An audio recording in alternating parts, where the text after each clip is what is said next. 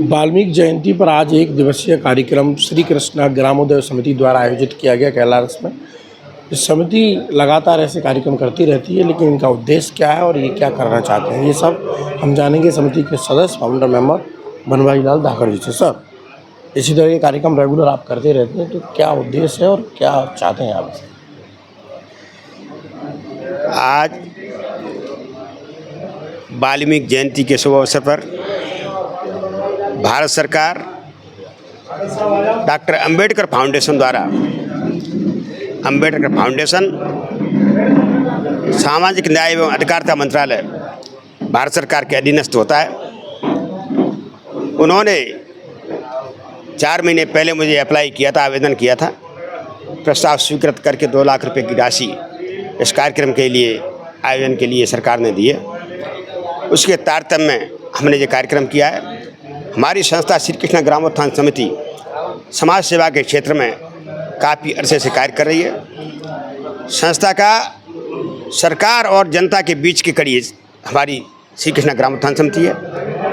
सरकार की योजनाओं को लाकर जनता के बीच में खड़ा करना, जनता के बीच में उतारना, जनता को अवेयर करना, जनता को मन में विचारधारा लाने के लिए सरकार कार्यक्रम आयोजित कर रही है। क्योंकि हमारे संत महंत और ये हमारे ऋषि मुनि थे, उनको नई पीढ़ी कहीं भूल न जाए। जिन संतों ने, जिन ऋषि और मुनियों ने हमारी धरती पर जो पुनीत कार्य किए हैं, इसके आधार पर आज हम उंगली पकड़ कर जिन्होंने ऋषि मुनियों ने चलाया है, उसके आधार पर आज धरती टिकी हुई है। वसुंधरा के अनुपम वरदानों की रक्षा के लिए ऋषि मुनियों ने जो कर्म किए हैं, कार्य किए हैं, वो अद्भुत सराहनीय है। ऐसे कार्यों के लिए श्री कृष्णा ग्रामोत्थान समिति सरकार के साथ मिलकर के काम कर रही है। भारत सरकार के संविधान में भी ये तय हुआ है, जो सामाजिक कार्य हैं वो NGO संस्थाओं के माध्यम से, ट्रस्टों के माध्यम से, कंपनियों के माध्यम से ये सरकार इस कार्यक्रम को जनता तक पहुंचाती है। क्योंकि सरकार ये काम नहीं कर सकती।